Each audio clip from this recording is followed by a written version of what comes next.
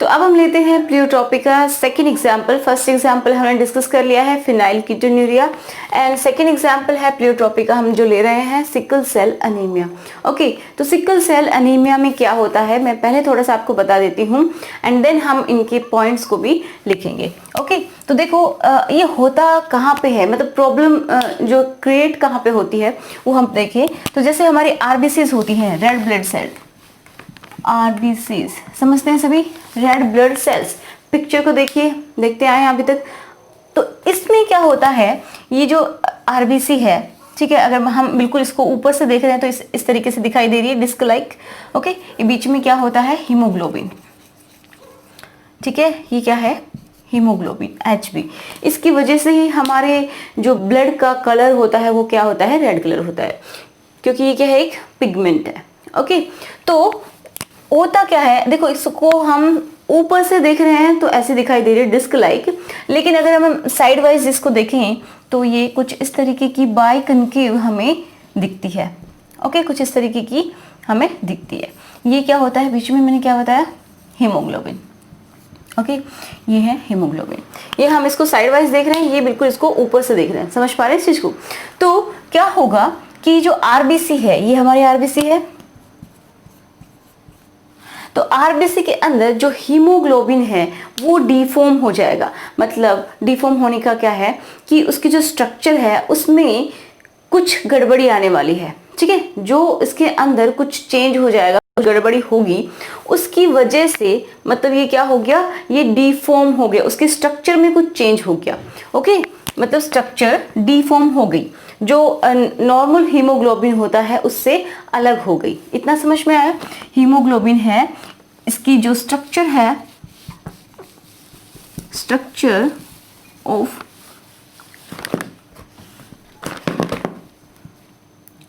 Deform structure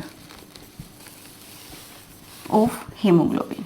ठीक है, जब इसकी स्ट्रक्चर डिफॉर्म हो जाएगी तो क्या होगा, इसमें क्या होगा, ये कैसे डिफॉर्म होती है, मतलब कहाँ इसमें प्रॉब्लम होती है वो भी हम देखेंगे। लेकिन इसमें जब ये डिफॉर्म हो जाती है तो इसकी जो ऑक्सीजन को कैरी करने की कैपेसिटी होती है वो कम हो जाती है। मतलब जो ऑक्सीजन के लिए इसका जो प्यार है, जो लव है, वो कम हो जाता है। ठीक है, तो हम बोल सकते हैं कि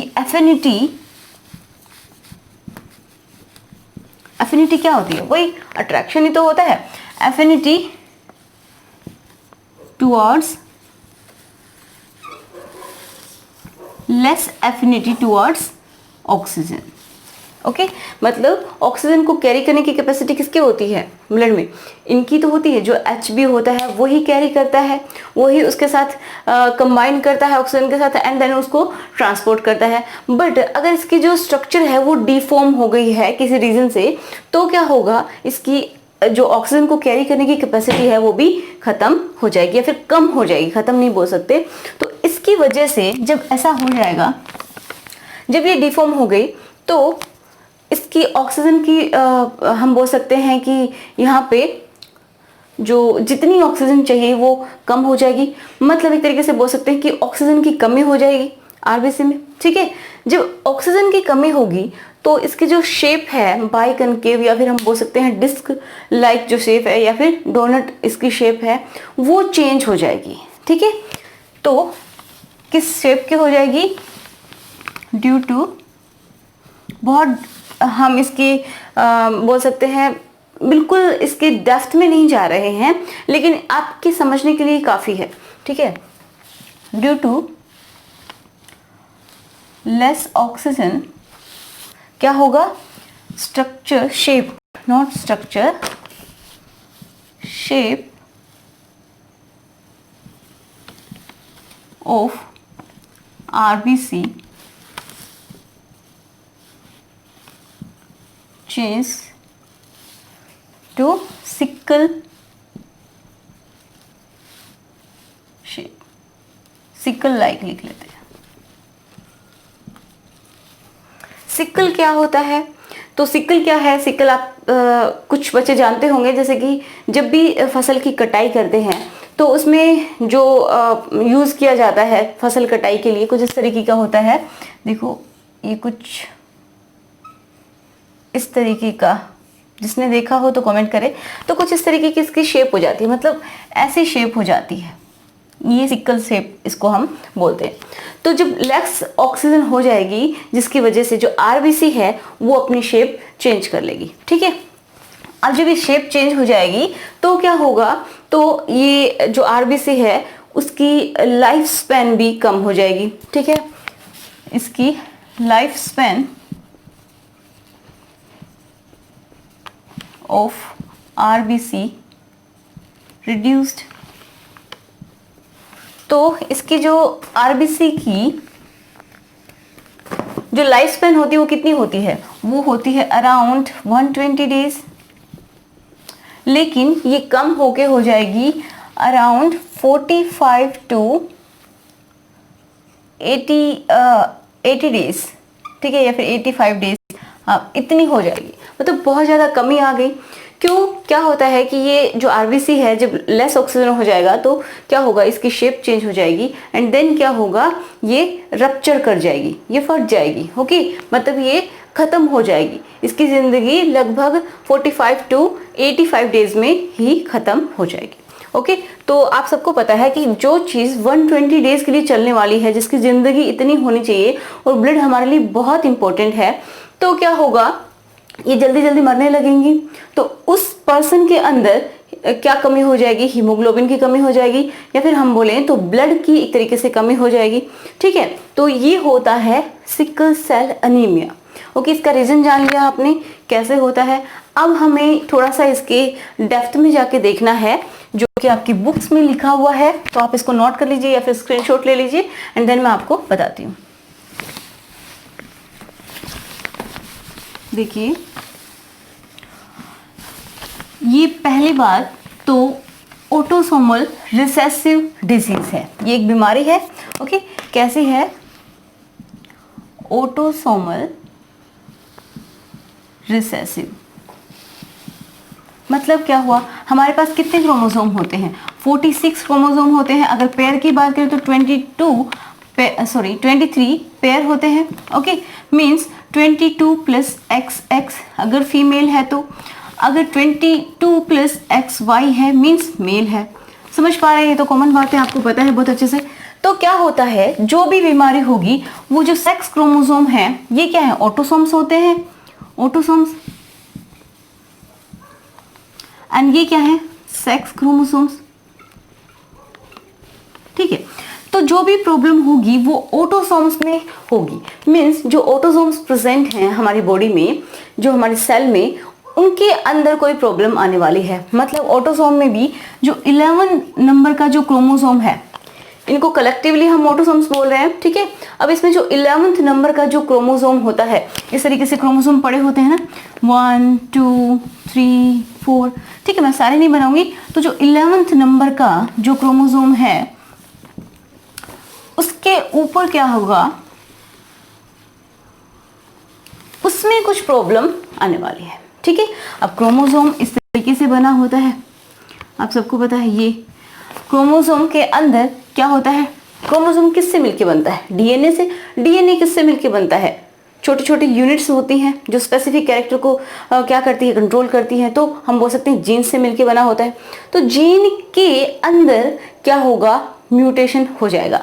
मतलब क्या हो, किसी पॉइंट के ऊपर म्यूटेशन होगा, तो इसको हम बोलेंगे पॉइंट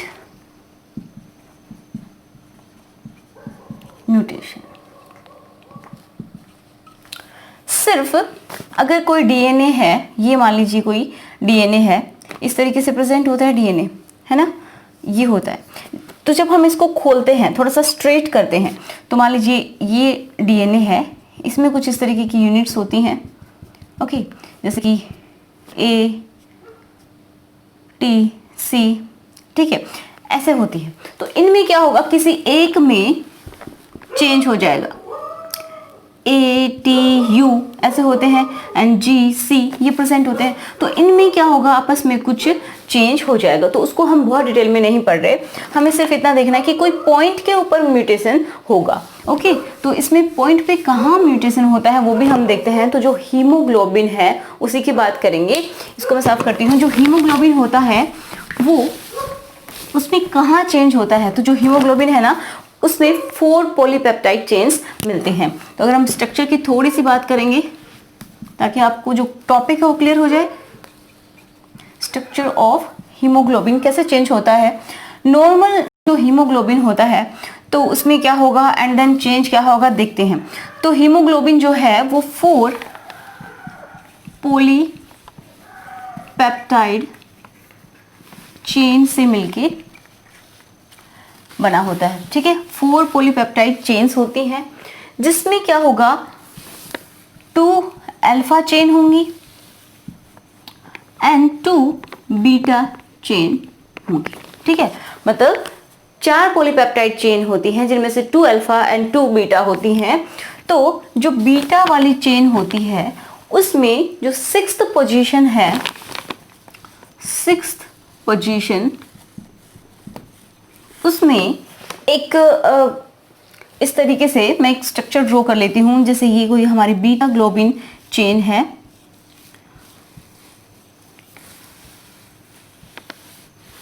तो कुछ इसकी स्ट्रक्चर कुछ इस तरीके से बनी होती है। 1 2 3 4 5 6, ओके।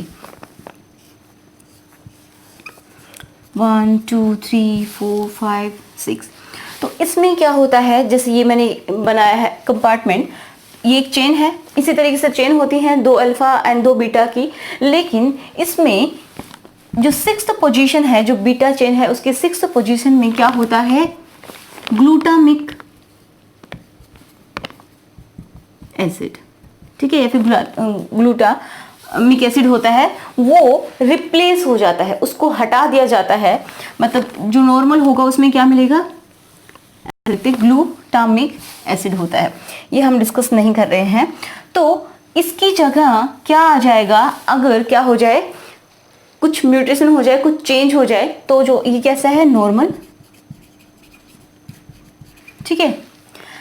बट इसकी जो 6th पोजीशन है वहां पे अगर ग्लूटामिक एसिड की जगह वेलाइन आ जाए, इसको हटा के, ठीक है, इसको रिप्लेस करके खुद इसकी जगह वेलाइन बैठ जाए, इसका मतलब क्या होगा कि कुछ गड़बड़ हो गई है किसमें, हीमोग्लोबिन में। एंड ये इसकी वजह से ही इसकी जो शेप स्ट्रक्चर होती है वो डिफॉर्म हो जाती है हीमोग्लोबिन की, ठीक है। समझ में आया कहाँ पे चेंज होता है? 6th पोजीशन पे ग्लूटामिक एसिड की जगह वेलिन आ जाता है, या वेलाइन बोलते हैं इसको, वो आ जाता है, जिसकी वजह से ये म्यूटेशन होता है। क्लियर हुआ? ओके, तो इस वजह से क्या हो जाता है, हम बोलते हैं कि पॉइंट म्यूटेशन है एंड ऑटोसोमल रिसेसिव ये बीमारी होती है। तो दोनों ही पॉइंट बहुत इंपॉर्टेंट है, क्वेश्चन पूछा जा सकता है, इसी तरीके से क्वेश्चन बनते हैं। छोटी छोटी जो बातें होती हैं बहुत इंपॉर्टेंट होती हैं। तो समझ में आ गया? तो इसके सिम्टम्स की अगर हम बात करें, मतलब उसको क्या फील होगा, किसी को अगर हीमोफीलिया है तो क्या होगा, तो वो ऑलवेज कैसा फील करेगा, थकान उसको फील होगी, क्योंकि ब्लड की एक तरीके से कमी होती है बॉडी के अंदर। और क्या फील होगा, उसको पेन भी होता है बॉडी में, ठीक है।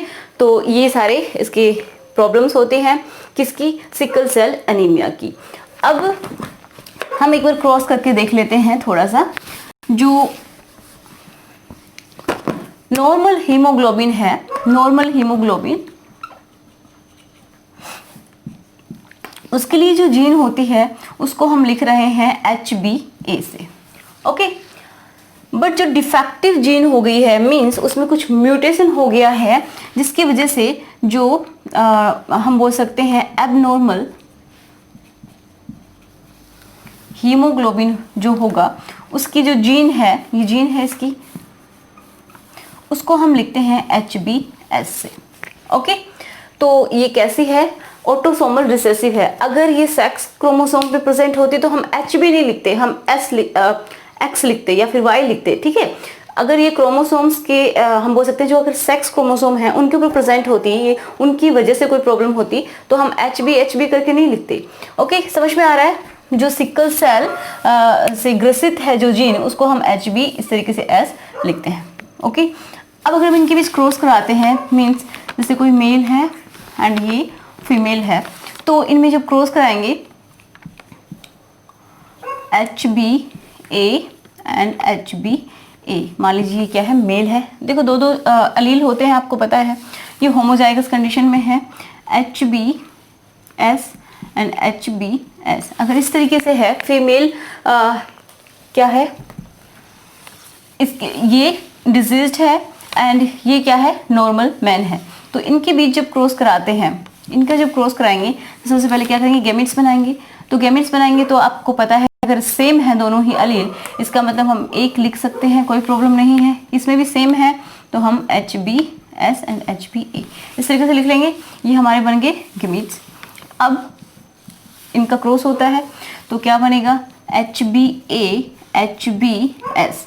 तो ये जो ऑफस्प्रिंग होगा, जो हमारी F1 जनरेशन होगी, तो उसमें किस तरीके का जो ऑफस्प्रिंग होगा वो हमें मिलेगा, तो वो मिलेगा कैरियर। मतलब जिसके अंदर एक जो अलील है वो कैसी है, डिजीज है, एंड एक कैसी है, नॉर्मल है। मतलब एक एबनॉर्मल है एंड एक नॉर्मल है। ओके, तो ये सारे के सारे जितने भी ऑफस्प्रिंग बनेंगे वो कैसे होंगे, कैरियर। ओके, कैरियर होंगे। अब जब हम इनकी सेल्फिंग करवाते हैं, ओके, जब हम इनमें मेल एंड फीमेल लेते हैं, तो मैं यहाँ पे लिख लेती हूँ, जैसे ये है HBA HBS, ठीक है। इसी में हमने मेल एंड फीमेल लिया, HBA HBS। ओके, तो इनमें जब हम सेल्फिंग करवाते हैं, सेल्फिंग मीन्स क्या हुआ, पहले सबसे पहले हमें क्या करना होता है, इनके गैमेट्स बनाने हैं। तो ये तो हेटेरोजाइगस कंडीशन में है, मतलब दोनों ही अलील डिफरेंट है, इसमें भी दोनों ही अलील डिफरेंट हैं। तो हम गैमेट्स कैसे बनाएंगे, इनको बस सेपरेट कर देना है, जो अलील होते हैं उनको। तो HB, एक तो गैमेट बन गया HBA एंड दूसरा गैमेट बन गया HBS। ओके, इसमें भी same HBA and HBS। Okay, इतना समझ में आया। ये क्या है, हमारे गैमीट्स है, ये पेरेंट्स हैं। ओके, P1 ये P2 है, सेकंड पेरेंट जो हमने ऑफस्प्रिंग लिए उनको ही मेल एंड फीमेल को हमने क्रॉस कराया है। ये क्या है, पेरेंट 1 है, ये F1 है। ओके, ये क्या बने थे, हमारे गैमीट्स बने थे। तो इतना आपको आ गया होगा। अब हम इनमें क्या कराते हैं, क्रॉस कराएंगे। मतलब ये सेल्फिंग का मतलब होता है गैमीट्स बनाने के बाद इनमें क्रॉस करवाना। तो जब हम इनमें क्रॉस कराएंगे तो कैसे होगा, हम पुनेट स्क्वायर की हेल्प ले लेते हैं। ये मेल एंड फीमेल नीचे की तरफ, तो इनके गैमेट्स HBA HBS। ओके, इसी तरीके से HBA एंड HBS। ओके, तो देखिए HBA HBA, अब HBA HBS, okay, and again HBA HBS, ठीक है। अब इनको कराते हैं HBS HBS।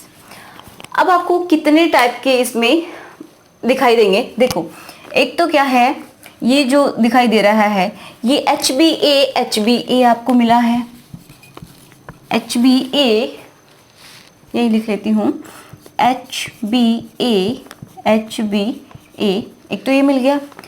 एंड दो हैं हमारे पास HBA HBS, मतलब जो हेटेरोजाइगस कंडीशन में है वो है। तो HBA HBS कितने हैं, 2 हैं, ये 1 है। HBS HBS HBS HBS ये कितने हैं, 1। ओके, तो इसमें क्या रेशो आपको दिखने को मिल रहा है, इसमें आपको देखने को मिल रहा है कि जो 1:2:1, मतलब एक जो होगा वो पूरी तरीके से जो F2 जनरेशन आई है हमारी ये, तो एक इसमें क्या होगा जो कि पूरी तरीके से स्वस्थ है, जो ऑफस्प्रिंग बना है वो पूरी तरीके से स्वस्थ है। अगर 4 बच्चे हैं तो उनमें से एक तो बिल्कुल स्वस्थ होगा जिसके अंदर HBA HBA है। अब जिसके अंदर HBA एंड HBS है, मतलब जो हेटेरोजाइगस कंडीशन में प्रेजेंट हैं ये और ये, तो ये कैसे होंगे, ये डिजीज इनमें शो नहीं होती है नॉर्मल कंडीशन में। बस क्या होता है, जब बहुत ज़्यादा ऊंचाई पर जाते हैं तो इनको थोड़ा सा फील होता है, सफोकेशन होता है, क्योंकि ऑक्सीजन की कमी बॉडी में फील इनको ज़्यादा होती है। तो क्या होगा, इनको भी बीमारी नहीं है जब ये एक भी HBA इसके साथ प्रेजेंट है, अगर HBS इसके साथ है मीन्स एक भी अगर HbA प्रेजेंट है तो वो बीमारी उसको शो नहीं होती है, लेकिन उसको हम क्या बोलेंगे, कैरियर। ओके, क्योंकि एक तो इसमें अलील प्रेजेंट है ना HbS वाला, तो ये हो जाएंगे, 2 हो जाएंगे इसमें कैरियर, एंड एक क्या बचेगा जो कि डिजीज जो पर्सन होगा वो, ठीक है, मतलब एक इसमें डिजीज वाला होगा, 2 कैरियर होंगे एंड एक क्या होगा, बिल्कुल नॉर्मल। ओके, तो ये हो जाएगा एक तरीके से इसका रेशियो। ठीक है, समझ में आया कि किस तरीके से क्रॉस करवा के आप देख सकते हैं। तो अगर इस तरीके से कोई दिखाई देता है, इसका मतलब वो कैसे हैं, नॉर्मल तो नहीं बोलेंगे, इनको हम कैरियर बोलेंगे। इनको कभी भी डिजीज मत लिखना। अगर इस रेशियो में आपसे पूछा जाए कि कितने, जैसे आपको क्वेश्चन दिया गया कि जिसमें मेल क्या है, नॉर्मल है, बट जो फीमेल है वो होमोजाइगस कैसी है, डिजीज है, मतलब डिजीज है। ओके, ये कैसा है, डिजीज है, एंड ये क्या है, नॉर्मल। तो इसकी जो F2 जनरेशन होगी वो रेशियो अगर आपसे पूछ लिया जाए तो आप इजीली निकाल पाएंगे। क्या आ गया, इसका रेशियो क्या है, 1:2:1। ओके, तो ये इसका रेशियो हो जाएगा। जीनोटिपिक रेशियो भी यही है इसका। एक इंपॉर्टेंट बात ये है कि जो कैरियर होते हैं, जो कैरियर हैं, ये कैसे हैं, 2 कैसे हैं, कैरियर। तो जो कैरियर होते हैं उनके लिए एक बहुत ही अच्छी बात होती है वो ये कि अगर जो नॉर्मल ह्यूमन बीइंग है, ठीक है, अगर उसको मलेरिया होता है तो उसके मरने के चांसेस ज़्यादा होते हैं। लेकिन जो कैरियर होते हैं जिनमें एक HbS प्रेजेंट होता है, जिनका अलील ये प्रेजेंट होता है इसके साथ, इसका मतलब क्या होगा कि वो मलेरिया से तो नहीं मरेगा। मतलब उसके लिए एक बहुत अच्छी बात होती है कि मलेरिया के लिए वो रेसिस्टेंट होते हैं। ठीक है, तो जो कैरियर होते हैं वो कैसे होते हैं, रेसिस्टेंट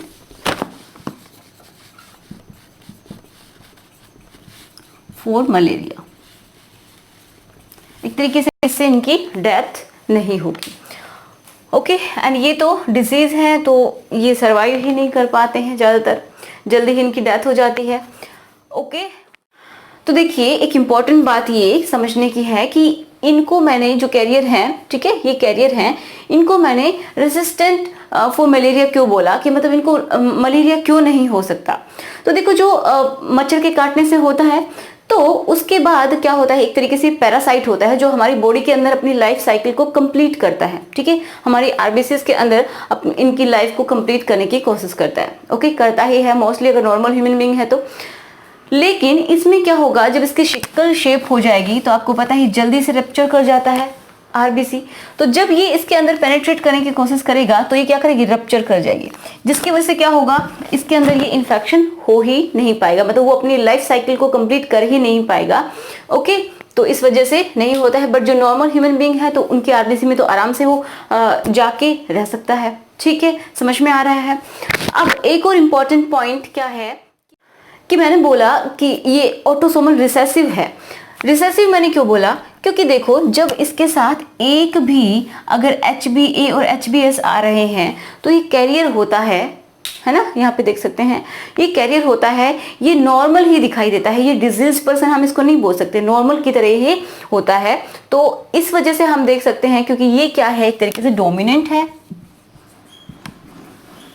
एंड ये रिसेसिव। तो जब भी कोई रिसेसिव होता है, जो बेचारा कमजोर होता है, तो उसमें जब दोनों अलील अगर प्रेजेंट हैं साथ साथ, ठीक है, अगर बीमारी वाले दोनों ही अलील प्रेजेंट होंगे तो ही वो अपने आप को शो करेगा। नहीं तो अगर एक भी जिसके अंदर HbA मीन्स जो डोमिनेंट प्रेजेंट है तो उसके प्रेजेंस में ये अपने आप को शो नहीं कर पाएगा। तो आप समझ पा रहे हैं ये कैसा है, ऑटोसोमल रिसेसिव डिजीज है।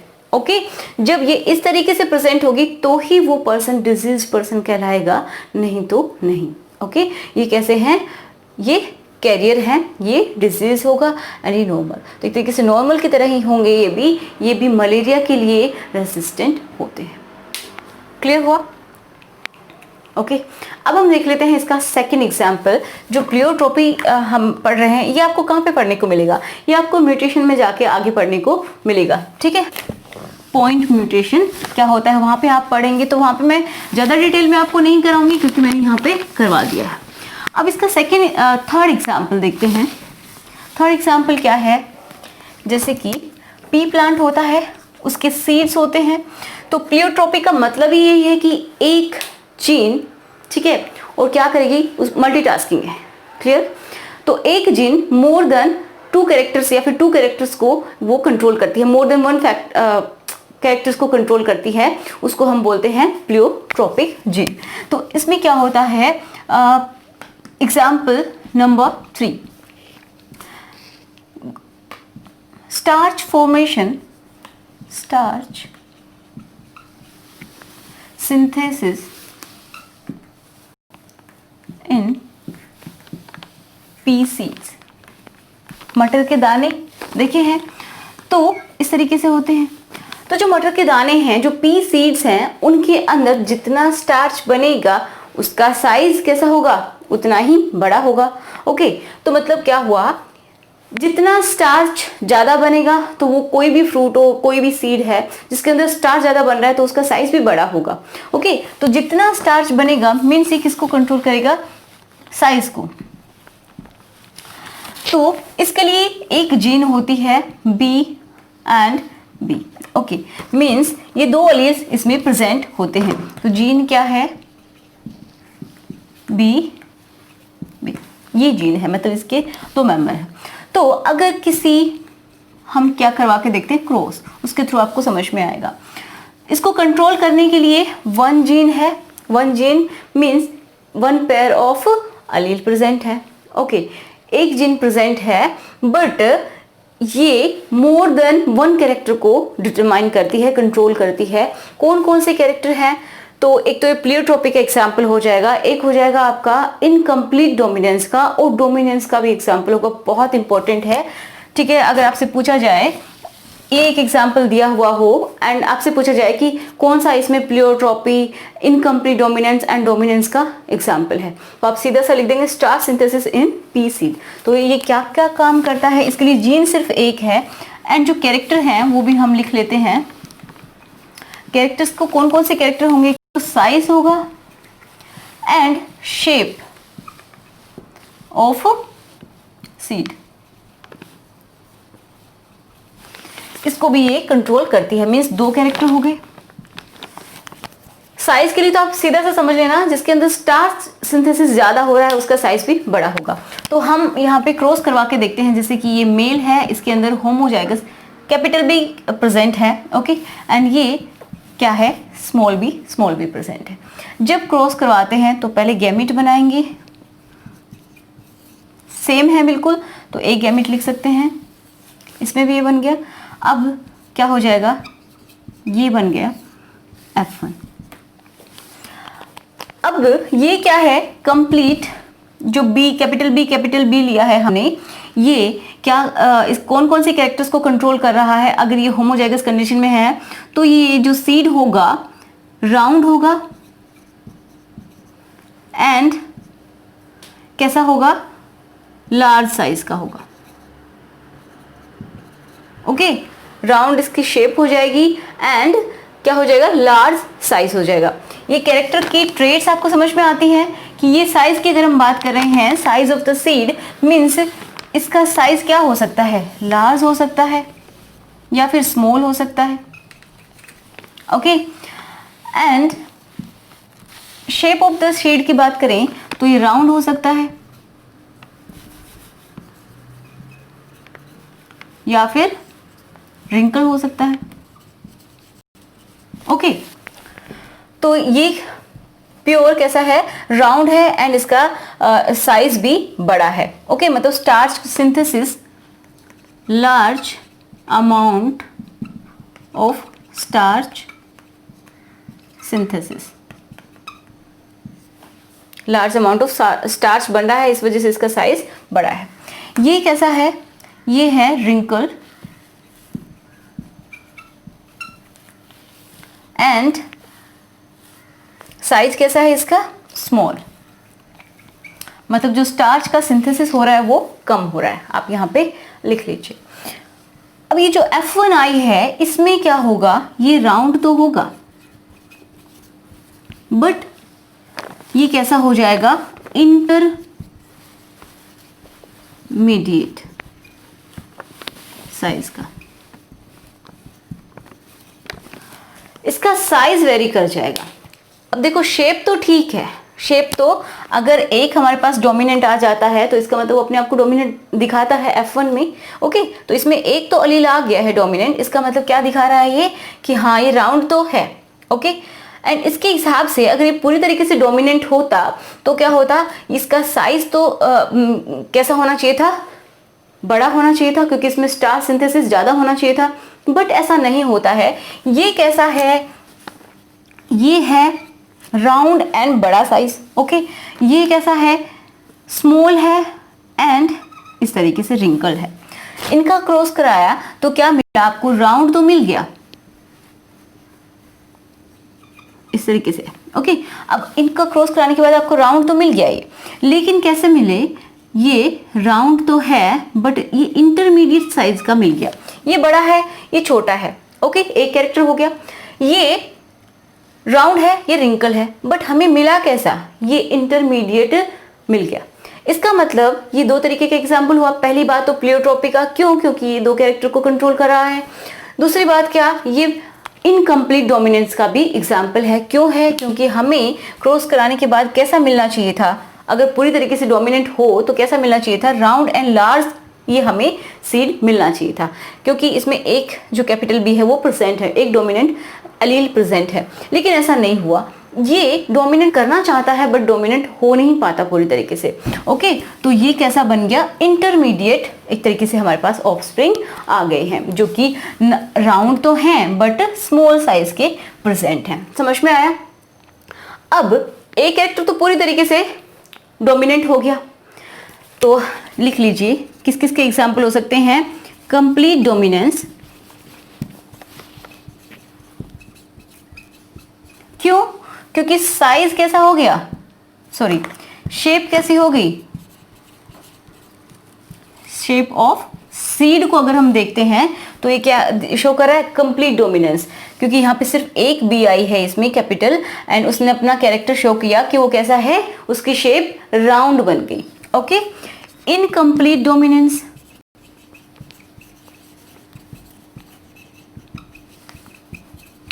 इनकम्प्लीट क्यों, क्योंकि इसका साइज कैसा रह गया, इंटरमीडिएट, इसलिए क्या है, साइज, ये दूसरा जो कैरेक्टर देख रहे हैं इसके लिए क्या है, इनकम्प्लीट है। साइज ऑफ सीड कैसा रह गया, ये इंटरमीडिएट। ओके, और थर्ड एग्जांपल जिसके हम बात ही करें किसका है, ये प्लियोट्रॉपी, क्योंकि वन जीन क्या कर रही है, टू कैरेक्टर्स को कंट्रोल, ठीक है, कंट्रोल कर रही है, controlled. Okay, two characters controlled by one gene. Okay, तो ये एग्जाम्पल समझ में आ गया होगा। ये इनकम्प्लीट डोमिनेंस में भी आप देख सकते हैं, मैंने इसी के लिए छोड़ा था इसलिए ताकि आपको क्लियर हो जाए पूरा। इनकम्प्लीट डोमिनेंस का भी है, कंप्लीट डोमिनेंस का भी है, एंड प्लियोट्रॉपी का भी ये एग्जाम्पल। अब हमारा नेक्स्ट एग्जाम्पल आ गया है जो कि क्या है, white I gene mutation in Drosophila. Means एक जीन जो कि व्हाइट आइज के लिए रिस्पॉन्सिबल है या फिर कंट्रोल करती है उस कैरेक्टर को, वो साथ ही साथ बॉडी के कलर को भी कंट्रोल करती है। इसका मतलब एक जीन एंड दो कैरेक्टर कंट्रोल हो रहे हैं, आई कलर एंड साथ ही साथ बॉडी का कलर। ओके, तो ये कौन कंट्रोल कर रहा है, एक जीन, इसलिए ये भी एक एग्जाम्पल बनता है किसका, प्लियोट्रॉपी का। ओके, सो इसमें क्या है कि जो व्हाइट आइज के लिए रिस्पॉन्सिबल है वो पूरी बॉडी का कलर भी चेंज कर देती है, व्हाइट हो जाता है इसकी वजह से, एक जीन की वजह से। तो ये प्लियोट्रॉपी का एग्जाम्पल हो गया। अब हम बात करेंगे, आज का लेक्चर हमारा यहीं पे फिनिश होता है। नेक्स्ट लेक्चर में हमें डिस्कस करना है कि इनहेरिटेंस ऑफ टू जीन्स क्या होती है। इसमें हम डाई हाइब्रिड क्रॉस देखेंगे, and inheritance of one gene में दो लॉ थे, तो एक लॉ हमारा बचा हुआ है, लॉ ऑफ सेग्रीगेशन, तो उसको हम डिस्कस करेंगे। वैसे आपको समझ में आ जाएगा क्योंकि मैंने काफ़ी बार क्रॉस करके आपको दिखाया है। तो चलिए मिलते हैं नेक्स्ट लेक्चर में। So thanks for watching.